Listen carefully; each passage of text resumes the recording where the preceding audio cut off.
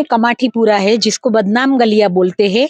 वहां पे हमारे एक बॉलीवुड हीरो सेक्स वर्कर से राखी बंधवाने गए थे और मैं रिपोर्टिंग करने गई थी। एक मेरी बेटी की उम्र की लड़की के पास देह व्यवसाय करवाया जाता है, वेश्यावृत्ति करवाई जाती है। जो ये बदनाम गलिया है या जो सेक्स वर्कर है, जिसको वेश्या बोलते हैं, रंडी बोलते हैं हमारा समाज, उनके लिए काम करने वाला कोई नहीं है, तो हम उनके लिए काम करेंगे। कि वैसे तो हजारों किस्से हैं। आज तक हमने 7,000 लड़कियों को, नाबालिग लड़कियों को वेश्यावृत्ति से मुक्त करवाया है। मैंने 10 साल की लड़की को लिपस्टिक लगाते हुए देखा और मैंने बोला कि बेटा आप पढ़ाई नहीं करते हो, आपकी मम्मी कहाँ है?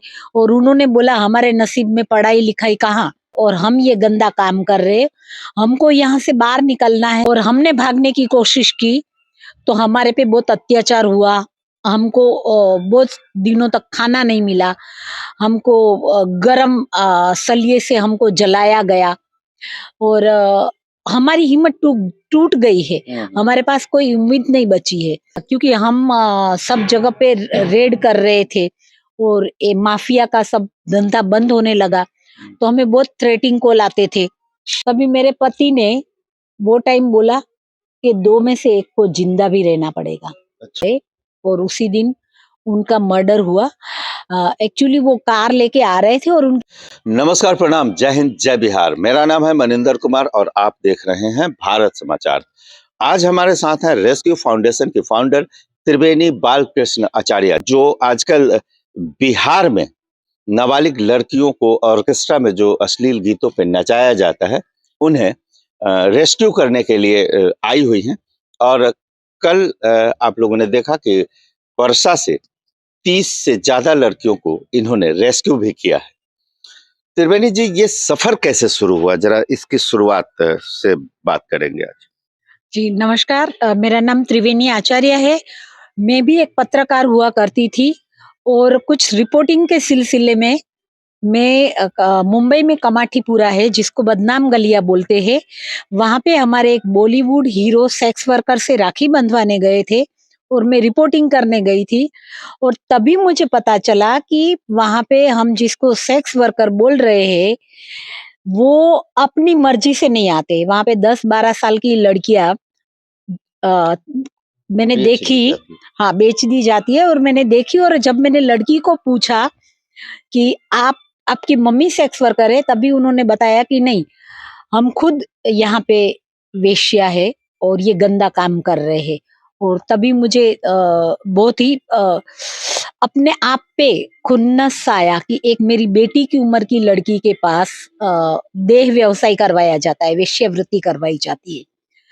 तो एक जर्नलिस्ट होने के नाते वो ये बंद होना चाहिए, जो चाइल्ड प्रोस्टिट्यूशन है वो बंद होना चाहिए करके ये बात मैंने अपने पति से कही। मेरे पति मिलिट्री में थे और भारतीय आर्मी से 15 साल के बाद रिटायर होके आए थे। और जब मैंने ये बात कही तब उन्होंने बोला कि हम इनके लिए काम करेंगे। जो ये बदनाम गलिया है या जो सेक्स वर्कर है, जिसको वेश्या बोलते हैं, रंडी बोलते हैं हमारा समाज, उनके लिए काम करने वाला कोई नहीं है, तो हम उनके लिए काम करेंगे। और ये सफर वहीं से शुरू हो गया। कितने साल हो गए इस सफर को? 30 साल। अच्छा, 30 साल से आप लोग यहाँ हैं। कोई ऐसा किस्सा जो आप सुनाना चाहती हो, किसी को ऐसा रेस्क्यू किया हो जिसे लगा कि ये करना सफल हो गया? कोई ऐसा अगर किस्सा जेहन में आए तो। देखिए वैसे तो हजारों किस्से हैं। आज तक हमने 7,000 लड़कियों को, नाबालिग लड़कियों को वेश्यावृत्ति से मुक्त करवाया है। किस्सा तो बहुत है, लेकिन पहला किस्सा ही मैं बताऊं कि जब मैंने 10 साल की लड़की को लिपस्टिक लगाते हुए देखा और मैंने बोला कि बेटा आप पढ़ाई नहीं करते हो, आपकी मम्मी कहाँ है?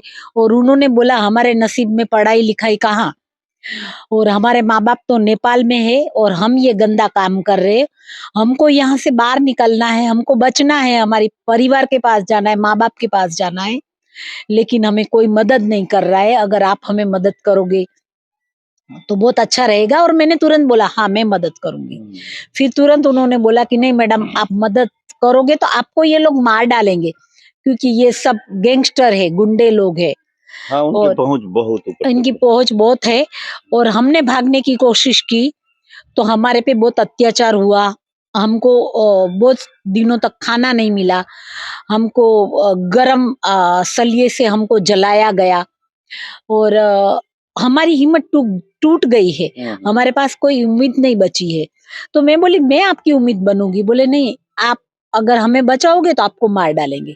लेकिन मैंने तब तय किया कि नहीं, मैं आपको बचाऊंगी चाहे मेरी जान चली जाए। और मुझे दुख के साथ कहना पड़ता है कि ये काम करते करते ही मेरे पति की जान चली गई। लेकिन ये काम हमने छोड़ा नहीं। तो उनको, उनकी जो डेथ हुई उसका कारण भी ये रहा रेस्क्यू? हाँ जी, क्योंकि हम सब जगह पे रेड कर रहे थे और ये माफिया का सब धंधा बंद होने लगा, तो हमें बहुत थ्रेटिंग कॉल आते थे। जब हमें पत्र भी मिला था और थ्रेटिंग कॉल भी आए थे, तभी हमने हमारे पति को बोला, ये 2005 की बात है, कि आप रेस्क्यू ऑपरेशन में अकेले मत जाओ, हम भी साथ चलते हैं। तभी मेरे पति ने वो टाइम बोला कि 2 में से 1 को जिंदा भी रहना पड़ेगा। अच्छा। जी, आप मत चलो, मैं जाता हूँ। और उस दिन मुझे वो रेस्क्यू ऑपरेशन में नहीं लेके गए और उसी दिन उनका मर्डर हुआ। उन्हें इसलिए मार दिया गया क्योंकि वो बड़े-बड़े माफियाओं के खिलाफ, उनके अवैध धंधों के खिलाफ आवाज उठा रहे थे, इसलिए उनकी हत्या कर दी गई। जी, जी, इसीलिए ही। और मेरे पति को बहुत डाउट आ गया था, लेकिन फिर भी उन्होंने अपनी जान की परवाह नहीं की।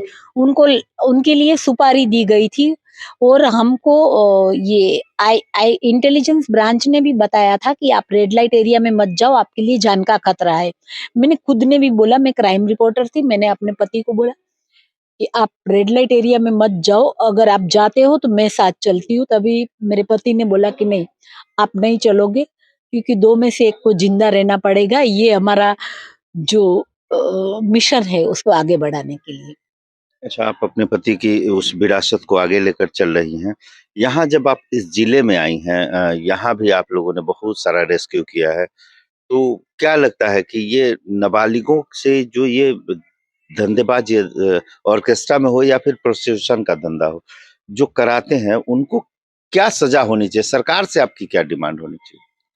देखिए, जो यहाँ पे लड़कियां मानव तस्करी से लाई जाती है, क्योंकि कल हमने जो 30 लड़कियां रेस्क्यू किया, उसमें कोई लड़कियां आधा से ज्यादा लड़कियां पश्चिम बंगाल की थी, राजस्थान की थी और अलग-अलग जगह की है। यहाँ की कोई लोकल नहीं थी। ये सब दलाल उनको मानव तस्करी से लाते हैं और उनके पास जबरन नृत्य करवाया जाता है, अश्लील नृत्य। तो हमारी सरकार से ये अपील है कि ये जो नाबालिग लड़कियां हैं, उनके पास से ये न करवाया जाए और लोकल पब्लिक से भी, बिहार के लोगों को भी हम एक नम्र निवेदन करना चाहते हैं कि देखिए, ये अश्लील नृत्य करवाना वो कोई संस्कृति नहीं होती है, तो ये बंद होना चाहिए। ये अपील था मैडम त्रिवेणी बालकृष्ण आचार्य जी का, जिन्होंने अब बड़ी संघर्ष किया है इस राह में। रेस्क्यू तो बहुत सारे हुए, जैसा कि उन्होंने बताया कि लगभग 7,000 लड़कियों, नाबालिग लड़कियों को इन्होंने बचाया है और इस दौरान उन्होंने अपना सबसे कीमती चीज़, जिसको कहते हैं औरतों के लिए जो सबसे कीमती होता है, अपना सुहाग, खोया भी है। हमारे साथ हैं त्रिवेणी आचार्य जी। त्रिवेणी जी, कोई और किस्सा अगर आपके ज़हन में आ रहा हो, कहीं आप गई हों, आपको डर लगा हो या फिर ऐसा कि मतलब जो रोमांचित करने वाला किस्सा हो, अगर ज़हन में आए तो? देखिए, एक एक आर्मी ऑफिसर की बेटी जब मिसिंग हुई थी और हमने उसको ढूंढा था हुँ, हुँ। और वो माँ-बाप को मिली, क्योंकि वो किडनैप हुई थी और माँ-बाप को लगा कि वो मर गई। और जब वो मिली, देखिए, वो एक्सपर्ट ही थी। एक एक लड़की को रेड लाइट एरिया से ढूँढना, हज़ारों में से, हुँ, वो हुँ, हुँ। समुद्र में से एक सुई को ढूँढने जितना ही मुश्किल है। लेकिन जब उसको बचाने के बाद जब अपने माँ-बाप को अपनी बेटी वापस मिलती है, तब वो कितने खुश होते हैं। बेटी कितनी खुश होती है जब उसके माँ-बाप, जब उसका बचपन छीन लिया जाता है, उसकी मुस्कुराहट छीन ली जाती है और जब उसको वो वापस मिलता है, वो मुस्कान, वही अपना बचपन, वही माँ-बाप का प्यार, वही अपना परिवार, तभी उसको कितनी खुशी होती है। तो हमारे लिए सबसे बड़ी खुशी की बात ये है कि अपनी फैमिली से अलग हो गई। हम ज़्यादा से ज़्यादा काम करते मिसिंग कंप्लेंट और किडनैपिंग कंप्लेंट के ऊपर। बिल्कुल, बिल्कुल। तो वो तो सब किस्से ऐसे ही होते हैं कि जो परिवार से अलग हो गई होती है अपनी बेटी, वो वापस मिलती है। तो हर एक हमारा जो रेस्क्यू ऑपरेशन होता है, वो बेमिसाल होता है। तो आपने देखा कि त्रिवेणी जी हमें बताईं कि कई लड़कियों को इन्होंने बचाया। सौभाग्यशाली थी वो लड़कियाँ जो इन्हें मिल गई और दुर्भाग्य है उनका जो इनको नहीं मिले। मैं गुज़ारिश करूँगा आप तमाम दर्शकों से, अपने भारत समाचार के चैनल के जो भी दर्शक हैं, उनसे गुज़ारिश है कि अगर आपके नज़र में भी कोई ऐसा अवैध धंधा चल रहा हो, जहाँ छोटे बच्चों से काम कराया जा रहा हो या नाबालिग लड़कियों से अश्लील नृत्य कराया जा रहा हो या फिर उन्हें प्रोसिक्यूशन के धंधे में ढकेला जा रहा हो, अगर आपके पास है, तो आप हमारे भारत समाचार को भी सूचित कर सकते हैं। हम कार्रवाई करवाएँगे, हम उन्हें रेस्क्यू करवाएँगे और ये आपसे निवेदन भी करेंगे कि कृपया नाबालिग लड़कियों का नृत्य न देखें, ऐसे नृत्यों का प्रोत्साहन न करें। आपने वीडियो को अंत तक देखा, इसके लिए आपका बहुत-बहुत धन्यवाद। आपका दिन शुभ हो।